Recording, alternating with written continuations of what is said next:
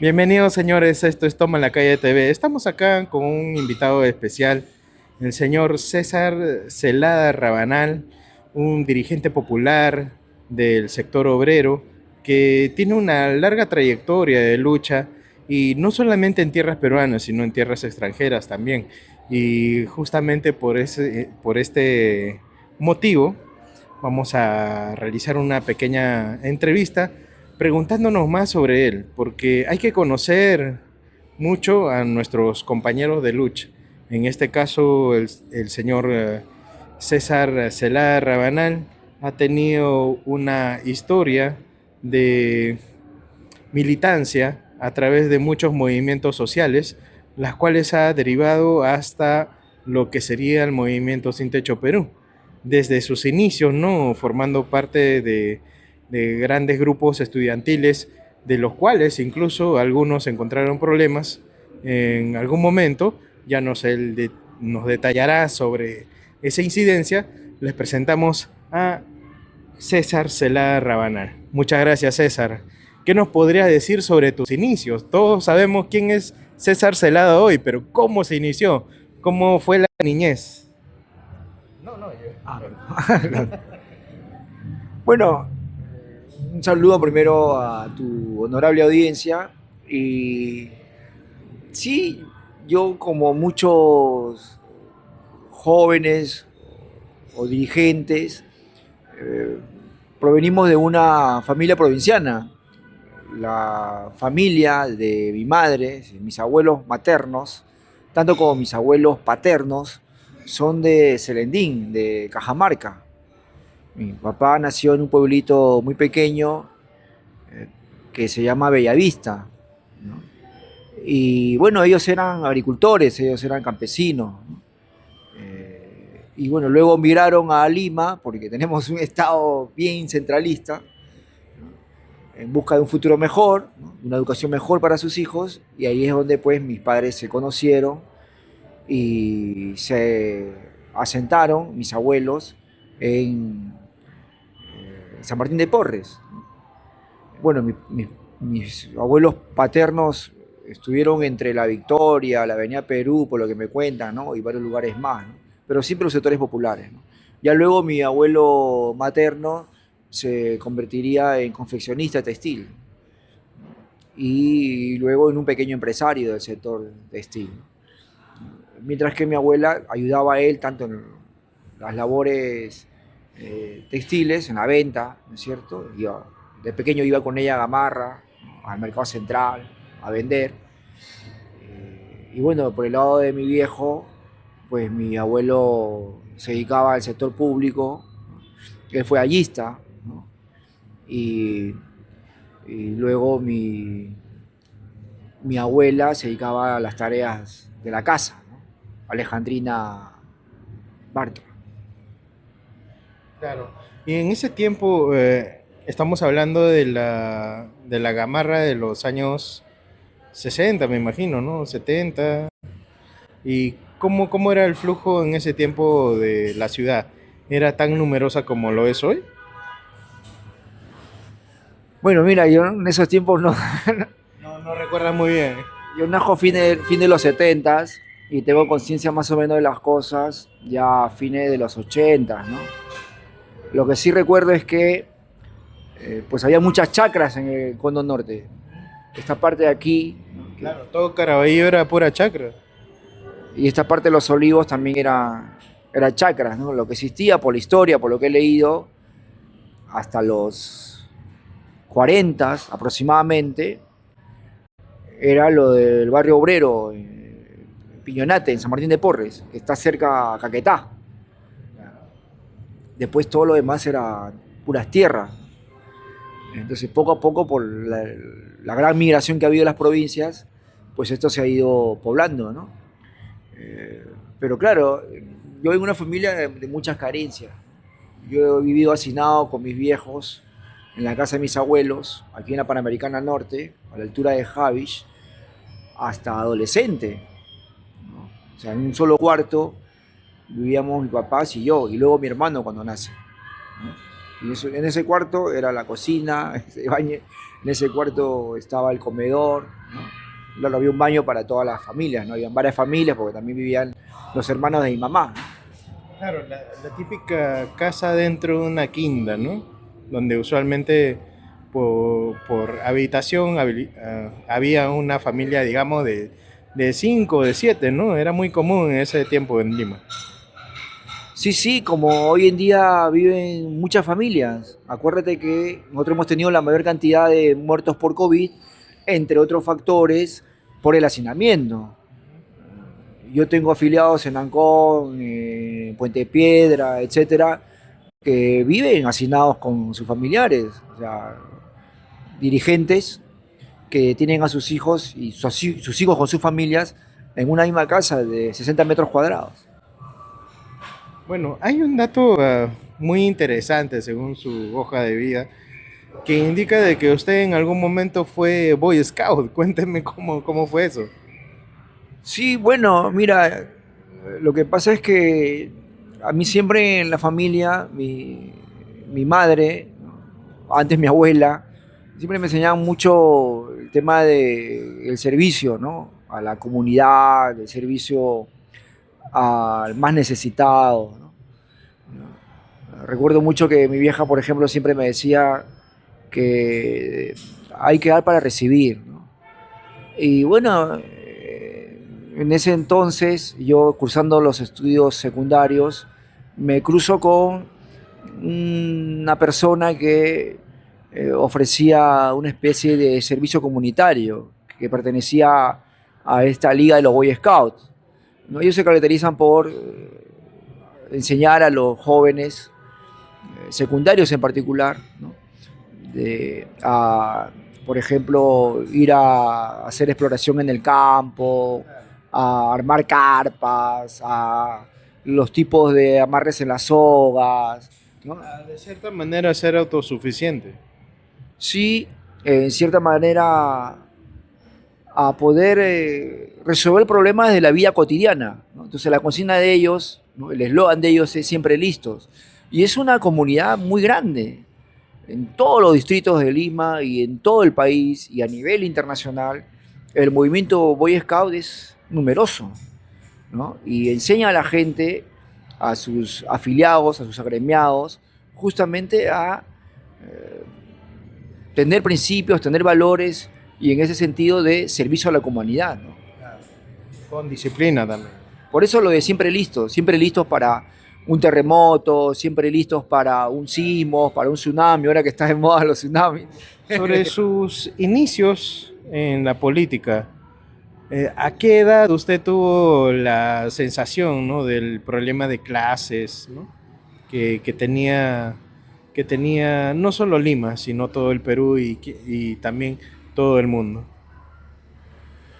Bueno, mira, yo desde muy pequeño tenía muchas preguntas de por qué la injusticia, de por qué el abuso, ¿no? Por ejemplo, de por qué yo no podía jugar pelota con mi viejo, a pesar que mi viejo estaba vivo y estaba con nosotros, teniendo una relación con mi vieja, ¿no? ¿Por qué abusaban siempre del más débil? ¿No? ¿Por qué cuando habían protestas la policía en vez de atenderlas las reprimía? ¿No? Etcétera, etcétera, ¿no? Cuando ya participo de la marcha de los cuatro suyos, es que me doy cuenta que había todo un trasfondo, ¿no? Que ya es más ideológico, que es político, ¿no? Y que se debía justamente, según lo que me enseñaron, personalidades de la política como Hugo Blanco, Chaparrón, o sea, Fernández Chacón, o Tito Prado, me acuerdo también del profesor Serpa, de la Cantuta, ¿no? De Dani, de la Uni, ¿no? Y varios compañeros más, ¿no? Compañeros muy valiosos, que me decían porque hay dos clases sociales. Una clase que es muy pequeña, que vive de la explotación de otra clase, que es la mayoría y que trabaja para subsistir. Claro, pero es una clase pequeña, pero con con muchos intereses, ¿no? Con muchas influencias. O sea, una influencia gigantesca, pues, al lado de las grandes masas, ¿no? teniendo el poder que tienen, no son muy conscientes. Es como me decía mi abuelita, bueno, y luego también mi mamá, ¿no? Mi vieja, con este dicho, ¿no? El, el vivo vive del pobre y el pobre vive de su trabajo. Nunca me voy a olvidar, ¿no? Y es así, ¿no? O sea, por ejemplo, para tú poder adquirir una vivienda que aquí en Coma mínimamente te va a costar entre 200 y 250 mil soles, teniendo como referencia un salario mínimo que es de 1130, tendrías que trabajar toda tu vida. Incluso muchos, ya con familia, ya con hijos, van a chambear toda su vida y no van a poder tener una vivienda. Ni siquiera jubilado te alcanzaría. Con pensiones miserables, ¿no? Con leyes que se aprueban a favor del grupo de poder económico, ¿no? A favor de una dictadura inmobiliaria, ¿no? Etcétera, etcétera. No, no se va a poder, ¿no? No se va a poder. Hay mucha injusticia, ¿no? Y esa injusticia tiene que ver mucho con que un pequeño grupo de poder económico pues usufructúa, ¿no? De los recursos naturales y del trabajo de una mayoría. Claro, ¿y a qué edad comenzaste a tener nociones, ¿no? sobre estas respuestas? Fue en la marcha de los cuatro suyos, porque ahí yo me di cuenta ya en la práctica misma, cuando iba a la Plaza San Martín, cómo la O sea, policía, no fue en épocas de universidad, de, de preparación, ¿no? En algún estudio aparte. no, porque en la universidad lo que te enseña son cuestiones teóricas, ¿no?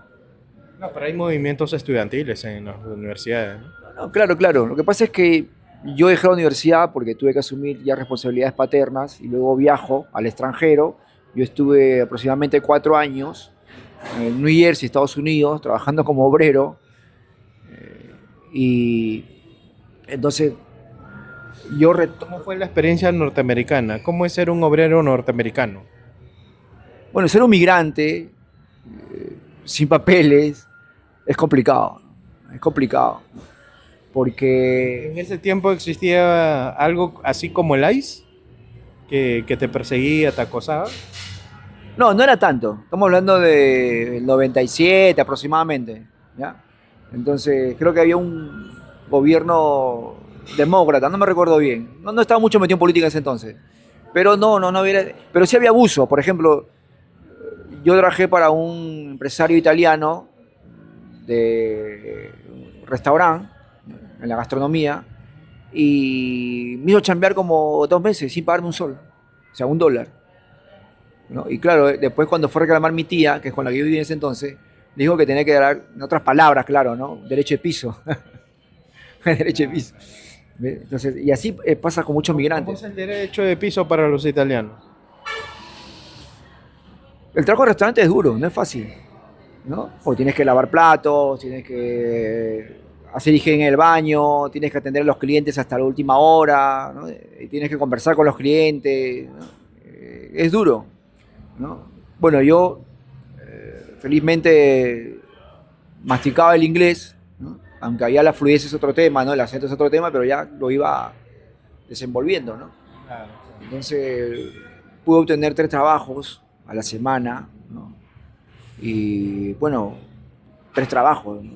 Ganaba más o menos bien en comparación de lo que se ganaba aquí, claro. Claro. Trabajé como obrero de construcción en el verano, trabajé como obrero de producción de condimentos, paprika, pimienta, comino, durante el invierno. A la misma vez trabajaba en restaurante, ¿no? Los fines de semana, viernes en la noche, los sábados en la tarde y noche, y los domingos trabajaba en un car wash, ¿no? Entonces ahí es donde yo conocí a la Toya Jackson, conocí a Mariah Carey, ¿no? Entre otras celebridades. Caray, te has topado con celebridades. Y. Bueno, no me parece No, no, pero claro, claro, no. Yo le pedí un autógrafo, no, pero claro. Claro, claro. Yo les limpiaba el carro, ¿no? Yo les limpiaba el carro. Ah, mira, cómo es, ¿no? O sea, de limpiar el auto a las celebridades, ¿no? ¿Quién diría que un tiempo después despertarías, ¿no? Inconsciencia, ¿no? Claro, entonces yo vi injusticia porque, claro, habían, al menos en la fábrica de condimentos, trabajaban obreros del Ecuador, del Salvador, de Guatemala, Nicaragua, ¿no? y había discriminación. Era una empresa de turcos, Calustian Corporation, eran turcos. ¿Ya? Y claro, los centroamericanos no, la mayoría no manejaban mucho el inglés, ¿no? Y bueno, yo me desenvolvía mejor, pero veía abuso por parte de algunos de los, no de los, tanto de los empresarios mismos, porque ellos no tenían mucha relación, ellos tenían su jefe, ¿no? Jefe de producción, jefe de administración, ¿no? Etcétera, ¿no? Entonces ahí había un poquito de abuso, ¿no? Con los salarios y todo lo demás. Claro, en comparación con nuestros países, pues era mucho mejor lo que te pagaban, ¿no? Eh, y bueno, ya fue cuando entonces regresé a Lima, que participé en la Marcha de los Cuatro Suyos, y ahí, como te digo, entré en contradicción con la fuerza del orden, ¿no? Y me doy cuenta que al final ellos respondían a los intereses de los grupos por económicos de nuestro país, es decir, de los dueños del banco de crédito, que tenían su Vladivideo con Montesinos, de los dueños de grandes corporaciones mediáticas, ¿no? Muchos de los canales de televisión tenían su Vladivideo también con Montesinos, ¿no? Etcétera, etcétera, ¿no? Esas fueron las conclusiones a las que yo llegué en la práctica, en la lucha, ¿no? En la confrontación con la dictadura de Fujimori. Y es en ese desarrollo que yo entro en vínculo con varios partidos políticos. Ahí conozco a Montenegro de JP, conozco a varios dirigentes juveniles de Patria, conozco a algunos dirigentes del PCP y conozco, por supuesto, a dirigentes trotskistas como Tito Prado, Fernández Chacón, el profesor Serpa y Hugo Blanco, porque en ese entonces se forma, se impulsa lo que es la lucha continúa, con una plataforma democrática y de reivindicaciones de las familias trabajadoras. Entonces, para mí fue un orgullo conocer a estas personas porque me formaron, yo estoy muy agradecido a ellos, lamentablemente algunos de ellos ya fallecieron. Lo encaminaron a ser el hombre que es el día de hoy. Sí, pero además con muchos principios, porque Hugo Blanco puede tener muchos cuestionamientos por un sector de la izquierda, ¿no? En particular del estalinismo, ¿no? Del maoísmo, pero nadie puede decir que él entró a política para hacerse rico, porque él murió pobre. Él fue fiel a sus convicciones, fiel a sus principios. Para que lo pudieran operar de un tumor que tenía en el cerebro, se tuvo que hacer una campaña internacional. Incluso había aquí algunas agrupaciones que hicieron chancha, una chanchita para que lo puedan operar. ¿Ves? Él murió en su ley. ¿Ves? Fernández Chacón, muchos lo pueden cuestionar por esto o por lo otro, pero Chaparrón sigue siendo el mismo obrero que antes, ¿no? Igual Tito Prado, ¿no? Igual varios de estos compañeros, ¿no? Entonces yo me he formado con estos compañeros, con el que fue uno de los líderes más importantes de la reforma agraria en nuestro país, Hugo Blanco, con uno de los dirigentes obreros más connotados, Fernández Chacón, ¿no? Y es en ese camino que he conocido también a varios dirigentes de otros países, ¿no? Y así como involucro también en Bolivia, ¿no? Etcétera, etcétera. Ya. Mira, me va a chorar. Ya. Está la No, yo, el señor me dice, me gusta. Ya. Bueno, César, acá hay un tema muy candente, ¿no? Sobre sus principales detractores que dicen de que usted alguna vez fue arrestado e incluso encarcelado allá en Bolivia por un tema de supuestos explosivos. ¿Cómo nos podría decir? ¿Usted era qué? ¿Usted era un pirómano? ¿Era Iron Man, no? Iron Man peruano visitando Bolivia. ¿Qué pasó? A ver, ¿qué nos podría decir?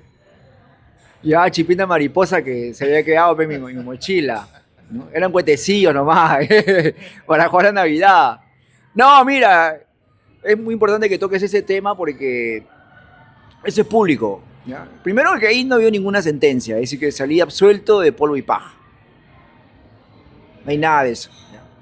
Segundo, de que si hubiera sido así, como dicen estos detractores, pues el secretario general de la Federación de Trabajadores Mineros de Bolivia, la FSTMB, la histórica, ¿ya? La histórica que se formó al calor de la Revolución Social de 1952, Miguel Subieta, me iba a visitar y sacó un documento en apoyo a mi situación, porque era parte de un terruqueo en un contexto, ¿no es cierto?, donde había una ausencia, mejor dicho, un alza del movimiento obrero y popular contra, en ese entonces, el gobierno de Carlos Mesa Guisbert, que había asumido justamente con la promesa de llevar a cabo una asamblea constituyente y nacionalizar el gas.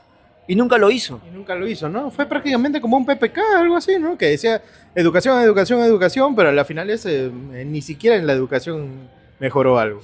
El otro que también se pronunció sobre mi caso es Jaime Solares, secretario general entonces de la Central Obrera Boliviana, la COP, la única central que incluso aglutina a movimiento indígena, campesino, estudiantil, etcétera, etcétera. No es como acá que tú tienes 3, 4, 5 centrales. Ahí es la única, ¿entiendes? Entonces, incluso él hizo llegar al juzgado un documento donde me han invitado justamente a un evento de la juventud de la COP, de la Central Obrera. Entonces, no hay nada por ahí. Como aquí pasa que cuando uno sale a protestar, sale a reclamar por derechos o contra la dictadura, entonces te terruquean, ¿no? Claro, claro. A ver, usted ya que pasó por la experiencia boliviana, ¿no? ¿Cuál es más ridículo, el terruqueo peruano o el terruqueo boliviano? Es que es diferente. Lo que pasa es que en Bolivia no ha existido, digamos, un sendero luminoso. Han habido guerrillas, sí. Por ejemplo, el EGTK, el Ejército Guerrillero de Tupac Katari, ¿no? Que llevó a la prisión, perdón, a García Linera, a Felipe Quispe Maicu, entre otros dirigentes, pero no desenvolvieron esta insania, ¿no? Del terrorismo individual, ¿no? Entonces, tú no tienes ahí un fujimorismo que pudo desenvolver una narrativa, ¿no? Terruqueadora contra todo lo que huele a izquierda o a rojo, etcétera, etcétera. ¿Ves? Ese es un elemento para mí fundamental. Lo otro es que en Bolivia la revolución del 52 es un parteaguas, porque es la única revolución en todo el continente, con la excepción de Cuba, pero incluso tomando la referencia de Cuba, donde la Alianza Obrera Campesina se concretizó, desmanteló al Estado burgués de entonces, ¿sí? Y crearon un nuevo Estado con milicias obreras y campesinas. O sea, 2 años el ejército y la policía boliviana dejaron de existir. Entonces eso es lo que te explica que allá el pueblo es mucho más organizado, es mucho más consciente, tiene tradiciones de lucha mucho más profundas, ¿no? Y es lo que te explica por qué el MAS, por ejemplo, ha estado en el poder casi 20 años. ¿Y por qué si antes eran muy organizados el pueblo boliviano, ahora está permitiendo que Arce haga lo que se le da la gana? Bueno, es un tema muy profundo, ¿ah? Sí. Es muy tema muy profundo. Por supuesto que nosotros no estamos de acuerdo con que proscriban Evo Morales, ¿ya? Más allá de las denuncias que tenga porque defendemos la libertad.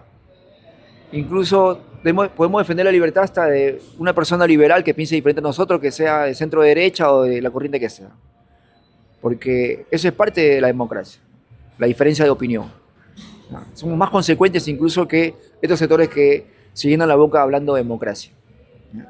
Entonces, estamos en desacuerdo con esa política de Arce, pero el tema es más profundo porque la crisis boliviana tiene que ver con que se acabaron las reservas de gas. Y al no haber diversificación productiva, ¿no? Claro, Entonces, es el mismo problema que ha tenido Hugo Chávez, ¿no? Que se confió mucho en el petróleo y heredó una Venezuela dependiente mucho de lo que es la extracción petrolera, ¿no? Pero no ha diversificado otros sectores de las finanzas para su país. exacto, exacto. Cuando los precios del barril del petróleo estaban por las nubes, entonces Chávez podía desenvolver todo un plan de programas sociales extraordinarios. Porque tú puedes cuestionar un montón a los venezolanos, venezolanas y todo lo que tú quieras. Pero una buena parte de la migración son de gente con secundaria básica u profesional. Educación, salud gratis, ¿no? Para todos los venezolanos. Claro, entonces, claro, Chávez tampoco pudo desenvolver un plan de diversificación productiva. Cuando se cayeron los precios del petróleo, se vino abajo todo el chavismo, hasta el día de hoy. ¿Ves? Ha habido una recuperación, pero todavía es muy lenta. ¿ves? Y eso va a pasar con cualquier país. Acuérdate que Bolivia, antes de ser gasífero, era también minero. ¿Ves? Ellos tenían cobre, tenían Chile bronce, también. tenían estaño. Tenían estaño. La guerra del estaño es muy conocida. De hecho, la guerra del Pacífico comienza por ahí, ¿no? Con Chile viendo esos recursos minerales y apropiándose de esos recursos, haciendo una estrategia de poblamiento, ¿no? Subterfugio de esas tierras de minerales. Que es lo que quiere hacer ahora Trump, pero ya de manera directa, ¿no? Descarada y prepotente, ¿no? Con los minerales raros en Ucrania, en Brasil, aquí y allá, ¿no? Entonces, y en Perú pasa lo mismo. Cuando se nos acabe las gallinas de oro de los minerales, ¿qué vamos a hacer? ¿Qué vamos a hacer? Ya matamos nuestras áreas verdes, estamos matando nuestras áreas verdes, estamos contaminando los lagos, ya contaminó Repsol 3 veces el mar. Entonces a la final no vamos a tener nada, vamos a hacer otra Haití. Claro, porque el sistema, así como está diseñado, para desenvolverse, tiene que devastar el Amazonas, como lo está haciendo, tiene que deforestar los árboles, las plantas, tiene que arrasar con los recursos minerales, tiene que arrasar con todo lo que está en su paso. Eso lo hemos visto en varias películas. Hay una película muy buena, por ejemplo, es una serie, no me acuerdo si es de Netflix, The Land. ¿Cómo? The Land. Alan. The Land, con D al final, la tierra, que es una... Es un documental. no, es una serie de una familia que es dueña de pozos petroleros en Estados Unidos, ¿no? Un multimillonario y que tiene un operador, que es un actor muy conocido, ¿ya? Y que es un operador que tiene que enfrentarse con una serie de obstáculos, pero por supuesto poniendo por delante la acumulación de ganancias. A pesar de la contaminación, a pesar de un montón de cuestiones de sobrevivencia de las poblaciones del lugar, ¿no? Las tierras de los indígenas, ¿no? De los Sioux, ¿no? Y de otras etnias norteamericanas. ¿Ves? No, es así, es una lucha por la vida. Mira nomás lo que pasa hoy en día en el mundo. Estamos en un contexto de el desarrollo de una tercera guerra mundial. Lo que muchos, incluso algunos grupos intelectuales, ¿no? Prestigiosos, de San Marcos y otras universidades, como el Grupo Emancipador, que está en las redes y que hacen un trabajo honorable, me parece. Pero algunos de ellos creían, eso te digo hace 2 años más o menos, cuando yo entré a un virtual, que no iba a haber guerra. No va a haber guerra, decían que es imposible porque ir a una guerra implicaría las bombas nucleares y con las bombas nucleares desaparece la humanidad. ¿Me entiendes? Claro, tenía su lógica. ¿Ya? Pero como decía nuestra querida Rosa Luxemburgo, el sistema es barbarie. Por eso yo decía, socialismo o barbarie. Porque el sistema es catástrofe. Mira, ¿quién iba a pensar que Argentina ahora se iba a encontrar en una situación tan crítica como la que vive? Ahí no hay cuadra donde tú no veas a un trabajador que esté durmiendo en las calles. ¿Ves? La crisis es fea. Milei ha borrado más o menos 500.000 de puestos de trabajo.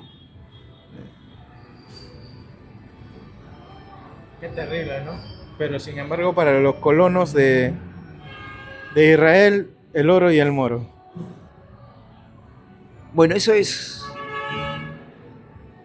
horrible, ¿no? O sea, pero es dialéctico. Mira, los que fueron víctimas durante el holocausto nazista, ahora se convierten en victimarios. Son más de 50.000 asesinados. Bueno, quizás sea porque nunca fueron víctimas, ¿no? Posiblemente haya sido un relato inventado, ¿no? Por parte de ellos. Es por eso de que en Europa los revisionistas se los considera peor que terroristas. No, Porque no se está dando ni siquiera el derecho a dudar, a cuestionar de ese relato. Como usted sabrá, Occidente, más que nada, ¿no? Este imperio ha escrito la mayor parte, ¿no? de los textos de historia, porque ellos son los vencedores, pues. Y el vencedor siempre pone la historia que lo deje bien parado, ¿no? sabiendo de que, por ejemplo, ¿no? La independencia de los Estados Unidos, ¿no? Dicen que fue glorioso, que llegaron a hacer sus colonias, todo eso, ¿no? Pero no te dicen nada de la erradicación, ¿no? De los cherokees, de los navajos, ¿no? Cómo los estafaban o cómo los expulsaban, ¿no? De sus áreas comunales, ¿no? Entonces, ahí también vemos un tema con el caso judío, déjeme decírtelo así, que para cierta cantidad, bueno, para cierta parte, ¿no? de la gente, como en mi caso, yo me atrevo a dudar de ese relato, porque yo no podría creer una persona que, o sea, supuestamente, ¿no? Víctima, ¿no? Que tienen una,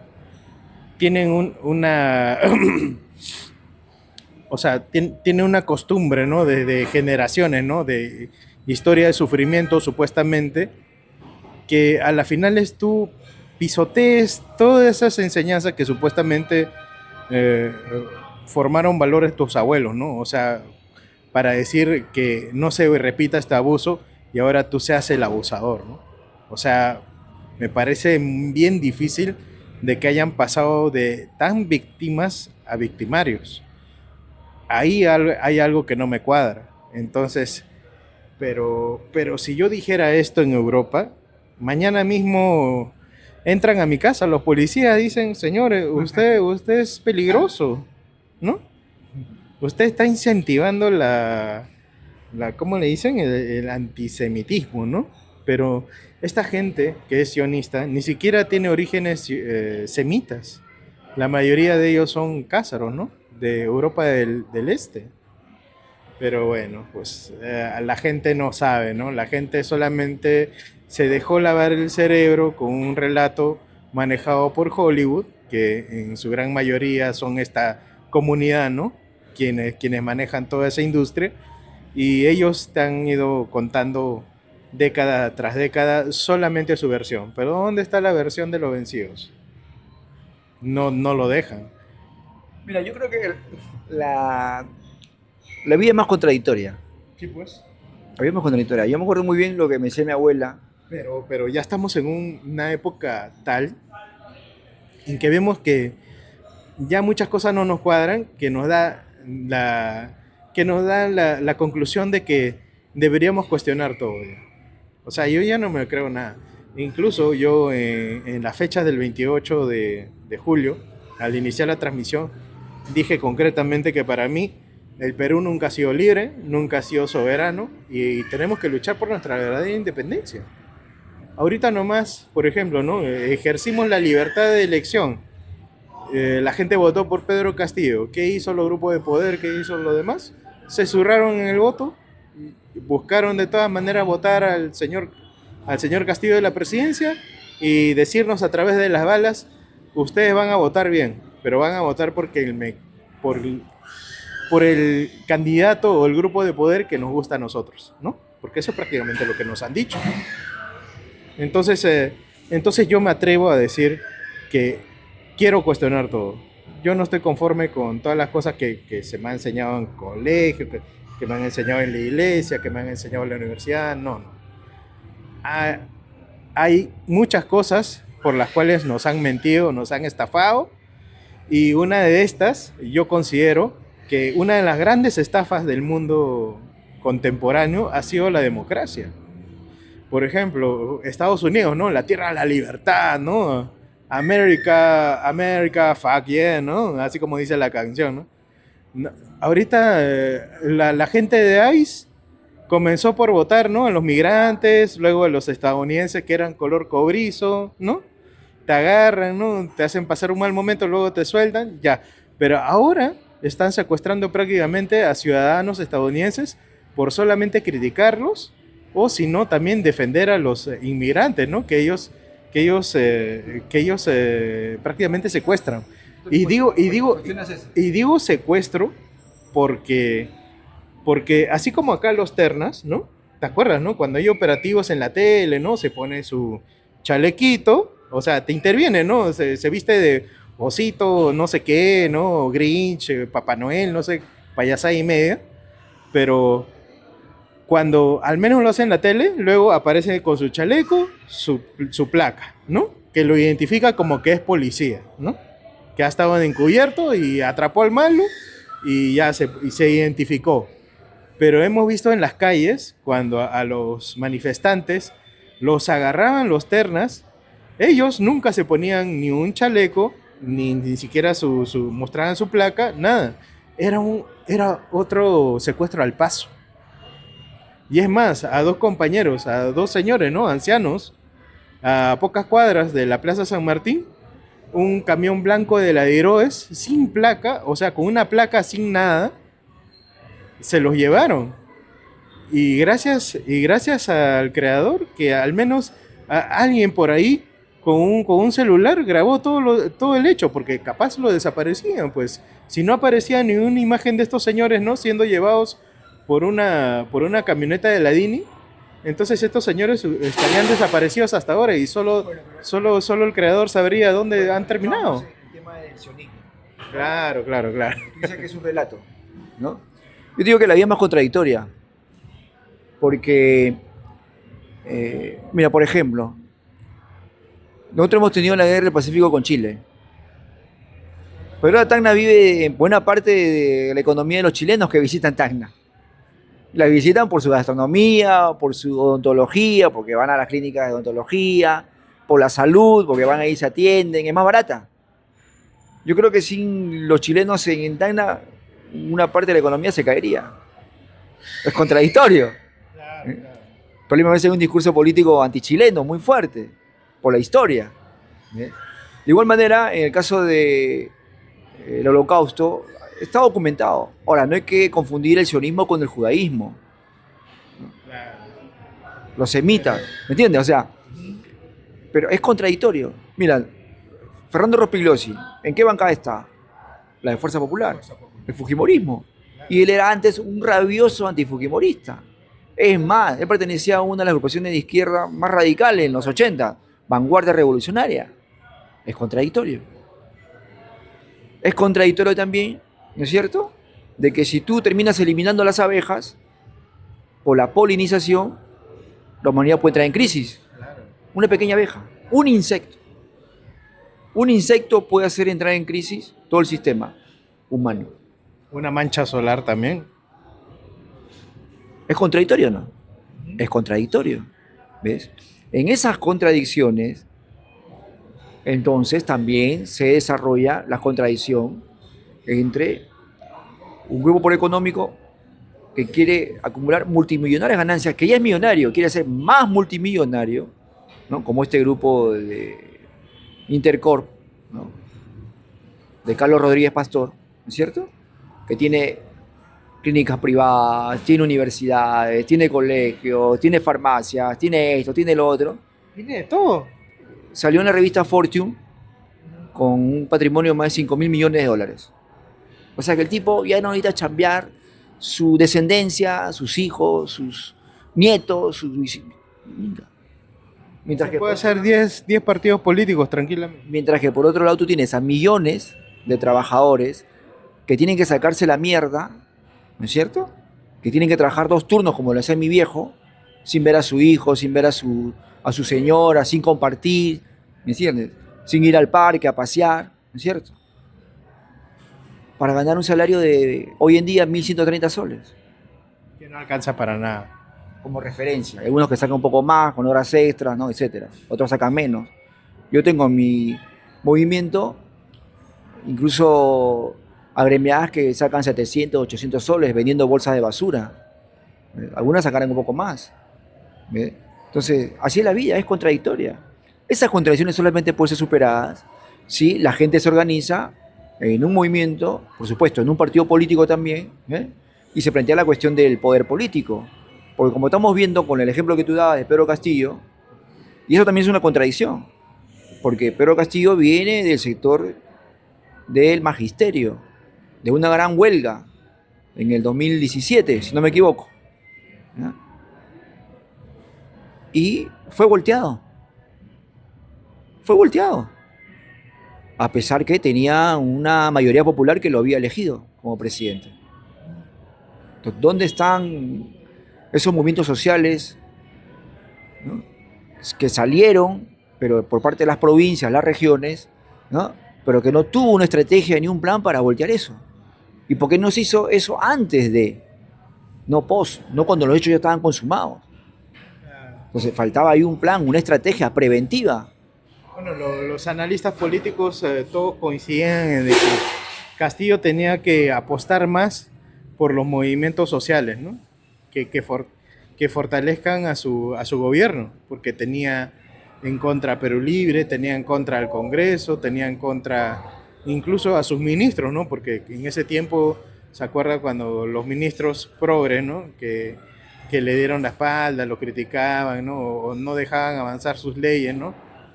Entonces el señor Castillo tenía que apostar por los grandes movimientos de masas, ¿no? Que estén a favor de él, ¿no? Y que los empodere, pero sin embargo el señor Pedro Castillo dejó escapar al caracol, ¿no? Ni siquiera a la tortuga. Claro, yo creo que ahí hubo algunos errores, ¿no?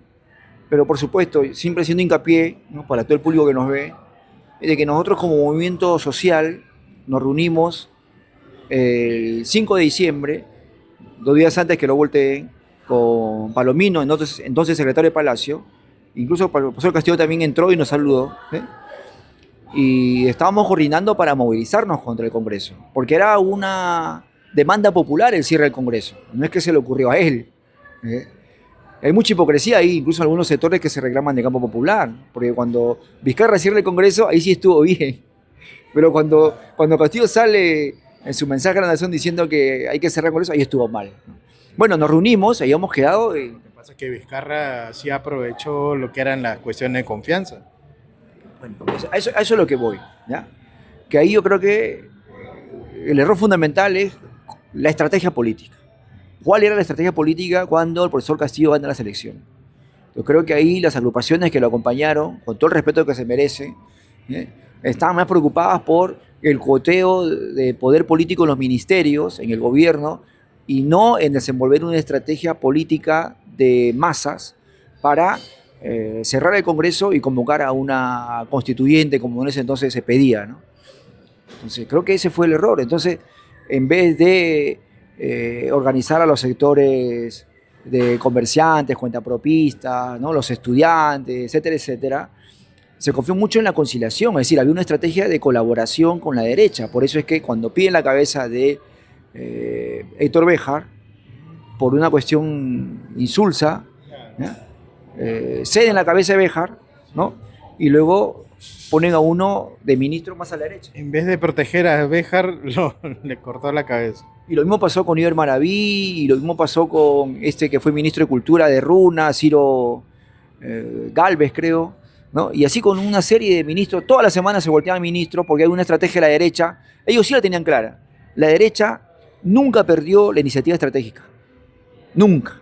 Del primer día que perdió las elecciones, ellos se envolvieron un plan y una estrategia de gastar, extorsionar al gobierno de Castillo para ir copándolo, minándolo desde afuera y desde adentro. Por eso declararon fraude, por eso no lo querían reconocer como presidente, le dieron su credencial 2 semanas antes, de 28. Boicotear desde dentro y desde afuera. Exacto, exacto, ¿no? Y la respuesta por parte del gobierno era poner ministros, cambiar ministros, ¿no? Más a la derecha, ¿no?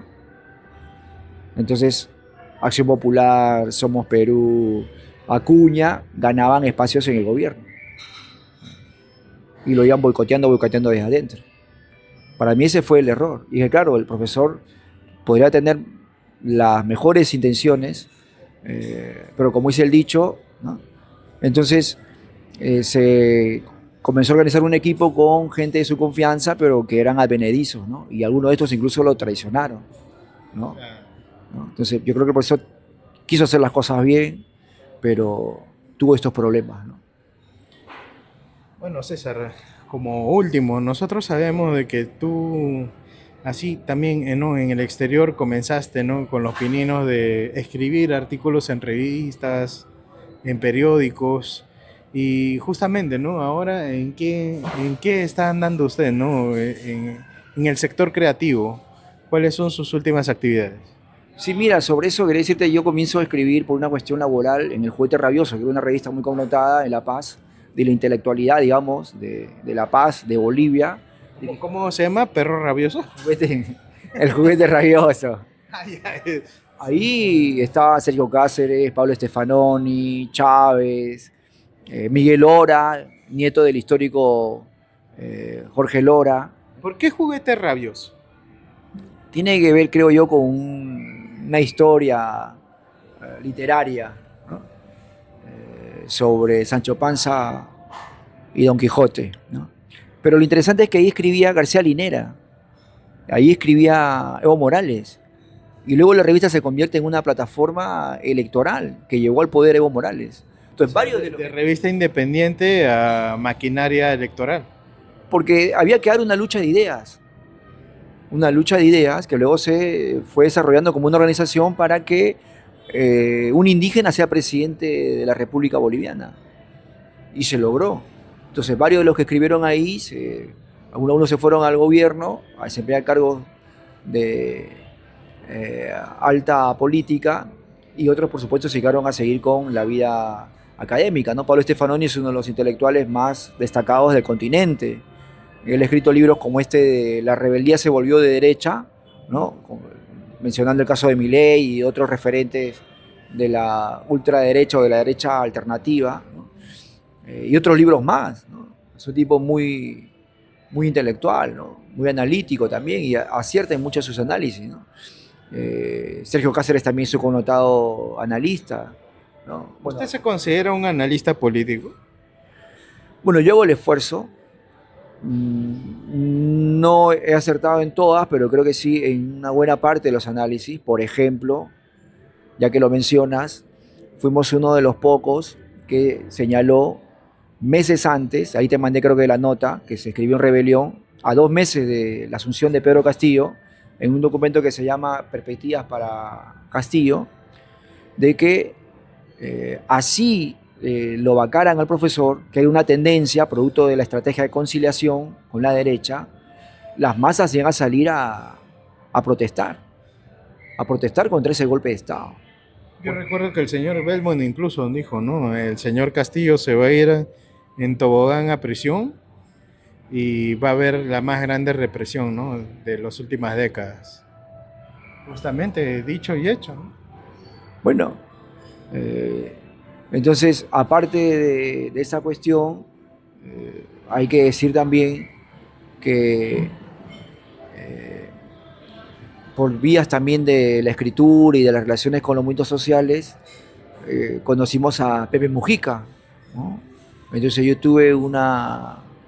¿Cómo fue su experiencia con Pepe Mujica? Porque él ha sido parte de los Amaros, ¿no? Que curiosamente es parte del movimiento político que sí cogió un fusil y que en su momento no fue declarado terro, ¿no? Porque no lo puedo decir, ¿no? Ahí por las redes. Sí, bueno, él estuvo en Cana varios años, ¿eh? Salió, eh, fundaron este partido de Movimiento por la Participación Popular, antes tenía otro nombre creo, llegó a ser presidente, y hasta hoy en día él sigue gobernando, ¿no? Yamandu Orsi es de su partido, el MPP, y es presidente de la República de Uruguay, ¿eh? Ganó con buena cantidad de votos a su contrincante, ¿no? Y eso porque Pepe Mujica murió así como vino la vida, sin nada, con su coche destartalado, Volkswagen, viejo, ¿no? Del siglo pasado, con su chacra, la única que tenía, ¿no? ¿Y por qué? Porque era una persona sencilla, una persona humilde. Yo creo que los políticos, más aún si se reclaman del campo popular, de la izquierda, clasista, no pueden perder eso, la humildad, la sencillez. Cuanto más poder, más sencillez. Tenemos el problema que políticos que se reclaman del pueblo, que de la izquierda, que esto, que el otro, llegan al poder y se vuelven soberbios, creen que porque figuran en las encuestas ya pueden ser presidentes, ¿no? Que van a pasar a la segunda vuelta, ¿no? Les da pues el síndrome de Ubrich, ¿no? Que es el de que el sistema los marea, ¿no? Los marea y piensan que ya son la panacea a los problemas del país, que son líderes incomparables, inmarcesibles, ¿no? Y eso le hace mal, no solamente a estos compañeros, ¿no? Que yo también valoro porque tienen, por supuesto, cualidades, ¿no? Sino también al movimiento obrero y popular, ¿no? Entonces Pepe Mujica era de otro linaje, era del linaje de Hugo Blanco, ¿no? Del linaje de Fernández Chacón, de Tito Prado, ¿no? De profesor Serpa, de Dani, ¿no? De Alfonso Barrante, ¿no? Ahora que me está hablando hasta el Haya Primigenio, ¿no? Hasta el Haya Primigenio, ¿no? Y así, Bustamante y Rivero, ¿no? Etcétera. Claro. Mira, César, hay un tema que, claro, que justo se me cruza acá por la cabeza, ¿no? Que recuerdo de que hace tiempo lo hablamos, pero no hubo mucho tiempo para especificar, ¿no? El porqué de la traición, ¿no? Si bien sabemos de que el señor Mujica, el señor Correa, el señor Evo, el señor Castillo, el señor incluso Chávez, podría decirse que Chávez también, tienen algo en común, ¿no? Que escogen mal los sucesores, ¿no? O sucesores que se voltean al plan, ¿no? Original del partido. ¿Qué nos podría decir de eso? O mejor dicho, traidores. Es que siempre te vas a chocar con alguien que está buscando solamente intereses personales, ¿no? O sea, vives en un sistema que alimenta el individualismo y el ego personal.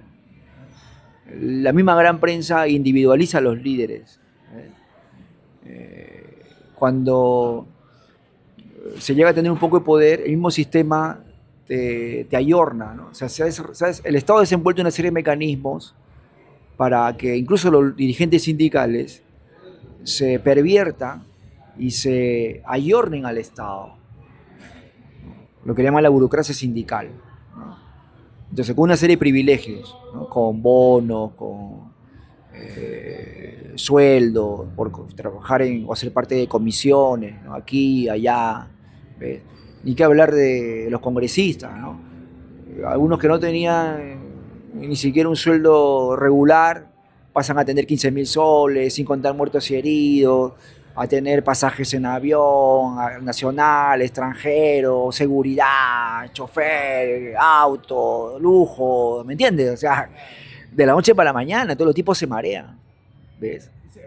O sea, en términos futbolísticos, ¿no? Para que la gente entienda, podríamos decir de que muchos políticos son así, algo así como Raymond Mango, ¿no? Que de todos los días, ¿no? Que era achapaba sus 50 céntimos en la combi, ¿no? Para ir al estadio, ¿no? A entrenar, ¿no? Luego lo llaman la sub-17 y luego lo llaman otros equipos, ya comienza ya a ser profesional, ¿no? En el fútbol y comienza a ganar dinero, pues así de la noche a la mañana. O sea, tú que vivías en una quinta, ¿no? De la noche a la mañana ya estás ganando de 10K para arriba, ¿no? Cada mes. Entonces eso es algo, es un cambio, es un cambio gigantesco, claro, abrupto, ¿no? Y te arrasa con todo, pues no sabes cómo manejarlo. La chica. Claro, y las chicas, ¿no? En el caso de los futbolistas, ¿no? Eres como... Ah, mira, mira, mira. Así eres como Bart, peor todavía. Como Bart, Travieso, Bart travieso. Simpson, travieso. César Celada, ¿es un chico travieso? ¿O ya colgaste ya los A chimpunes? mí me encanta Bart. Pero por lo que tú dices hace un rato, porque a él le gustaba cuestionar todo. O sea, recojo lo mejor del personaje. Era rebelde, ¿no? Rebelde en el salón, no le gustaban mucho esos inteligentes que a cada rato levantan la mano, que hasta cada rato levantan la mano hasta por la fura, ¿me entiendes? ¿No? Que parecen ya más sobones, ¿no? O sea, ya, que quieren abrumar al resto, ¿me entiendes? ¿No? Y que era muy cuestionador del orden establecido. Él cuestionaba la autoridad, era una persona muy crítica, ¿no? Y en ese sentido sí me identifico con Bart, ¿no? Porque a la misma vez él era muy solidario con su hermana, ¿no? Era muy solidario con la familia, ¿no? Y era una familia trabajadora, ¿no? Y yo vengo de esos orígenes. Yo creo que los ciudadanos, los trabajadores, cuando ven a una persona que quiere hacer política, yo nunca he hecho política formal, ¿sí? Siempre me he dedicado a la dirigencia social. En ese sentido no soy político, estrictamente hablando. Pero yo creo que lo que yo le digo también, ¿no? A mis afiliados, siempre miren no lo que hice con el pico, sino lo que hacen con las manos. y tienen que ver su origen, sus raíces, de dónde viene, primero, que no es determinante, ¿no? Pero es importante. Si viene de abajo o viene de arriba, ¿cierto? Porque el que lo ha sufrido tiene que valorar, porque en la vida tú valoras lo que te cuesta, el sacrificio. ¿Ve? Segundo, el programa que levanta, las propuestas que levanta. ¿Ve? Revocatoria de congresistas si no cumplen con el mandato popular, ley de eliminación del financiamiento público de los partidos políticos porque no sirve para nada, ¿ves? Deliberar sobre el voto de los jóvenes a los 16 años, ¿eh? Un programa de bonos para las rondas urbanas, la ronda de vecinos, para fortalecer la lucha contra el crimen organizado. Si la señora Dina está comprando armas, no sé para qué guerra. Está comprando un mix, ¿no? Como si mañana estuviéramos en contra de Chile. Al sionismo, le está comprando al sionismo, ¿no? Claro. Iba a comprar a los chinos, tenía los suecos, ahora está con... Está comprando la chatarra, pues, ¿no? De los israelíes, de Son los... 10.000 millones de soles que está comprando en armas. Entonces, ¿cómo no haber plata para un programa de bonos, ¿no? Así como Becas 18, como Pensión 35, para fortalecer las organizaciones vecinales debidamente inscritas y luchar contra el crimen? Tenemos que liberar, por ejemplo, el derecho de los trabajadores a la autodefensa personal y popular. Es decir, para que la tramitología para adquirir un arma sea más fácil, Claro, y poder defenderte. En los casos que ha sido así, claro, que se apruebe una segunda enmienda norteamericana, ¿no? Acá. en los casos que ha sido así, en el caso que el trabajador ha estado armado, ha podido disuadir al crimen. ¿Ves? Esas cosas tenemos que batir. Entonces, los trabajadores tienen que ver eso, ¿no? Las raíces del político o de que quiera hacer política, tiene que ver el programa, las propuestas que levanta, que no haga demagogia, porque eso sí, demagogia, eso de decir que va a representar a todos es mentira, ¿no? Tú no puedes representar igual a explotados y a explotadores. Es imposible representar a todos. Se puede representar al menos una parte o la mayoría.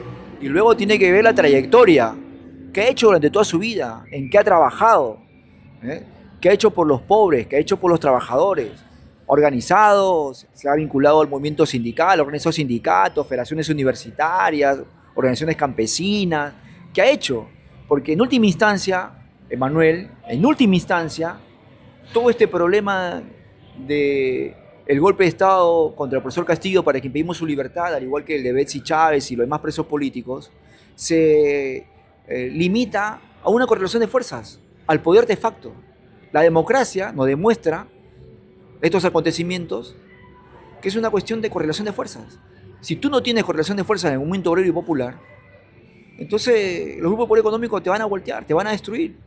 Eso es lo que ha pasado con el profesor Pedro Castillo. ¿Ves? No tenía correlación de fuerzas en el movimiento obrero popular organizadas. Organizadas. Y lo poco organizado que tenía, después le dieron la espalda, ¿no? Como en el caso de los ronderos, ¿no? De los licenciados, ¿no? Del ejército. Todos ellos al final le dieron la espalda. Pero las rondas por el lado de un tipo que fingía ser representante de las rondas, ¿no? Que me parece que ahora está en el extranjero, que paraba hablando a cada rato, ¿no? Porque después los compañeros como Santos Saavedra y Delso, entre otros, me parece que son compañeros combativos, ¿no? Que han estado participando en las movilizaciones. Lo que pasa una vez más, como te digo, es con qué estrategia política vas. Porque todo es estrategia política. Si vas a ir con una estrategia de movilizar para tomar el poder político, o si vas a ir con una estrategia de conciliar para compartir el poder político con la derecha, con el grupo económico. Son dos estrategias muy diferentes, como el agua y el aceite. O una estrategia para combatir, cerrar el Congreso y conquistar las demandas populares, ¿no es cierto? Expropiando los grandes grupos de poder económico, ¿no? ¿Y cuál sería vuestra estrategia? La de organizar el movimiento popular para cerrar el Congreso de la República y tomar el poder. Inmediatamente un decreto supremo para que las tierras ociosas, ¿no? O que están judicializadas, como el Legraño y Montero que tienen ahí por Piedras Gordas, pasen a mano de la gente que está organizada y que está empadronada de los sin techo. Que Ciudad Bicentenario, que se está construyendo allá en Ancón, pase a mano de las familias trabajadoras sin techo, debidamente empadronadas, ¿me entiendes? Debidamente filtradas. No es que pase porque pase. Ahora, Los sin techo quieren pagar, pero no vamos a pagar 250.000, 300.000 soles. Imposible. ¿No? Pero podemos pagar en función de un diagnóstico, de un análisis técnico, ¿no es cierto? 60.000 soles. Claro. Como asistente social, ¿no? Prácticamente. O sea, lo que cuesta, y un poco más para el Estado. Pero para eso el Estado tiene que intervenir con un nuevo programa, ¿no es cierto? Mejor que el de techo propio, porque el techo propio está en cuestionamiento, ¿sí? Que llegue a los pobres. Y por otro, con un plan de viviendas públicas para la gente pobre. Si al final, cuando se imponen las invasiones, el Estado de todas maneras tiene que gastar más de 100.000 soles por cada familia, poniendo las pistas, veredas, etcétera, ¿por qué no lo hace de manera preventiva? Claro, ¿no? Sí, es negocio rentable.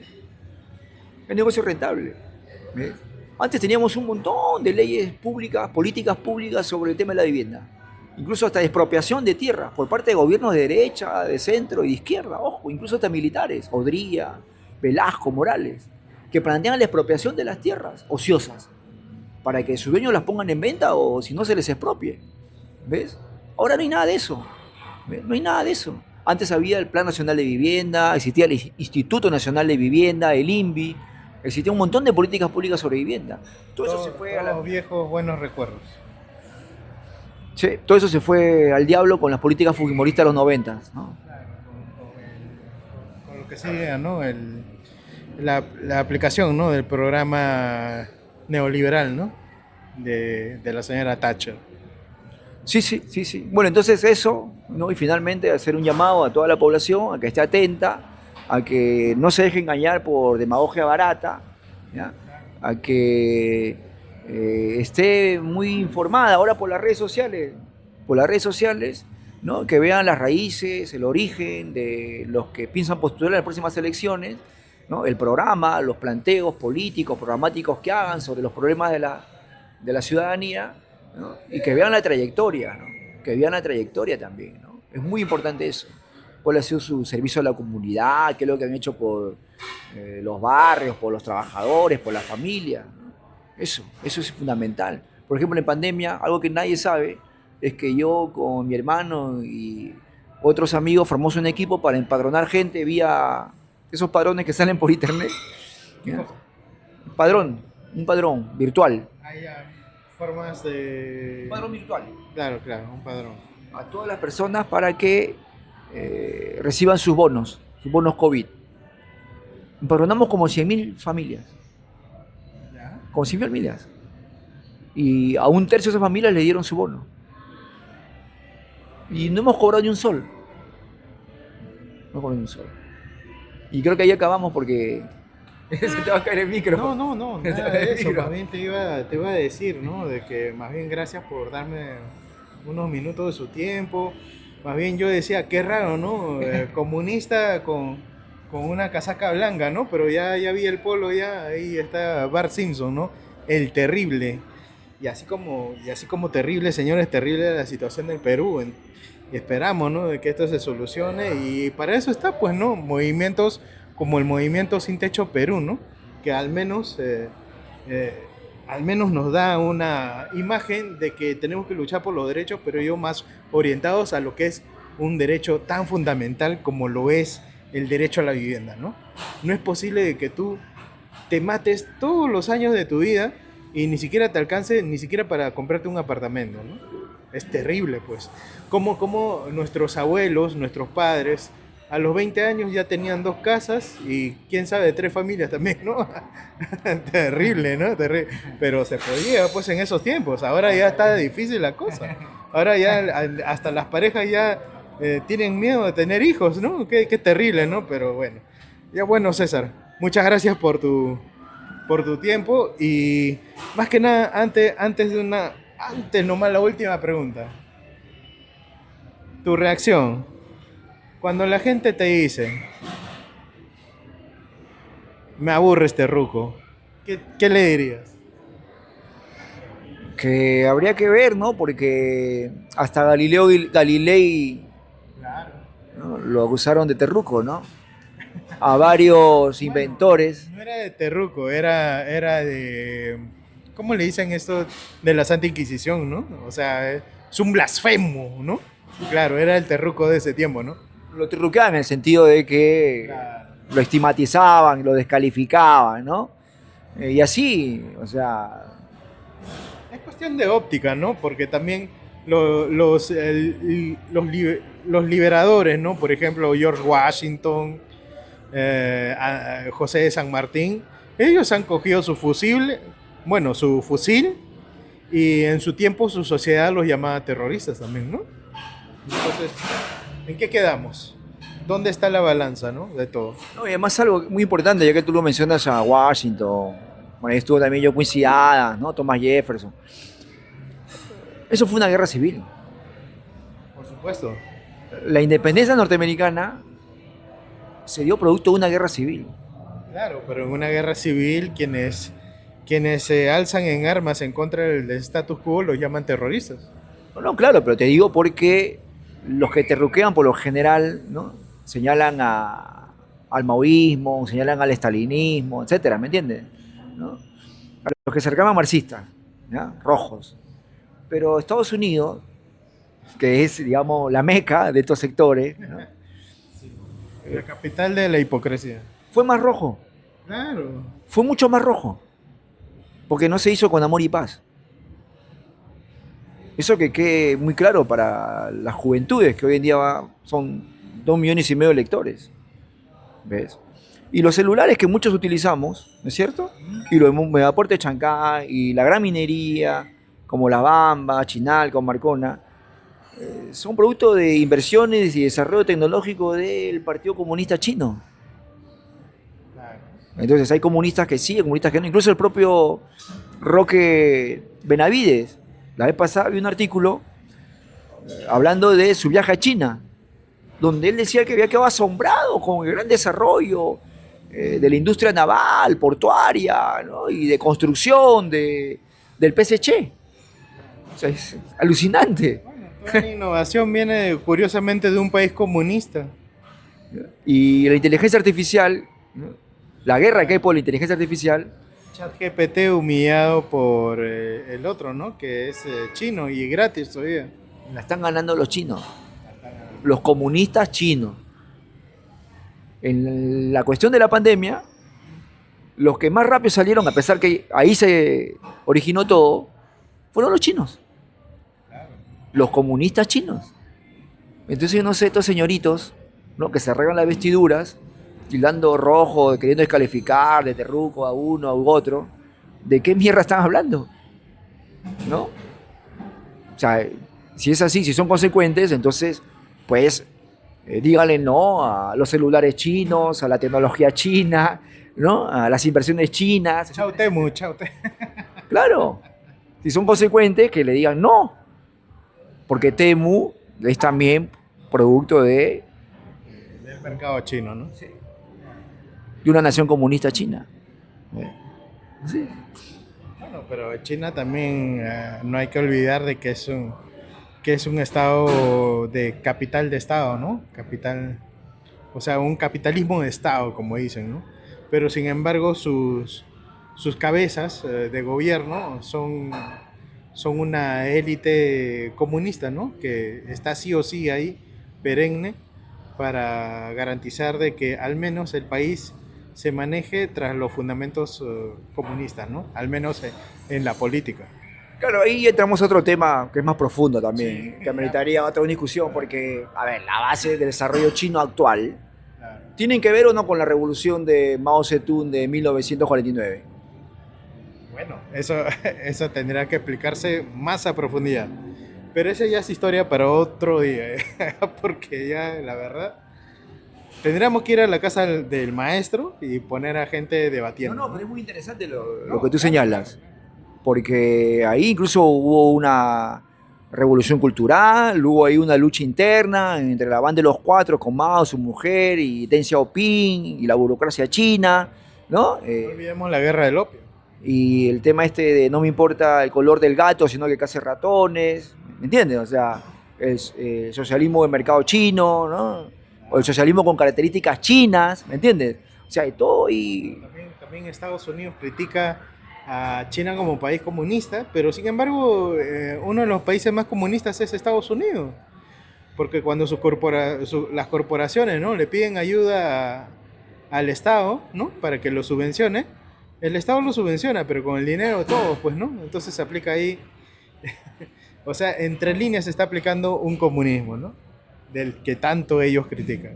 Bueno, en ese sentido, ¿no? En ese sentido. Pero es interesante también los Estados Unidos, ¿ah? Porque, bueno, yo sí creo que Trump, como decía un compañero, Steven Settler, que es de un grupo, digamos, socialista norteamericano, eh, está desenvolviendo un fascismo de nuevo tipo y ha logrado ahorita salir a la No, ofensiva. ahorita Estados Unidos es otra, es una, es una Alemania del año 1940, ¿no? De lo que es la propaganda, ¿no?, judía de Con sus hollywoodense. contradicciones, ¿no? Porque no puede derrotar todavía económicamente a China, ¿ya?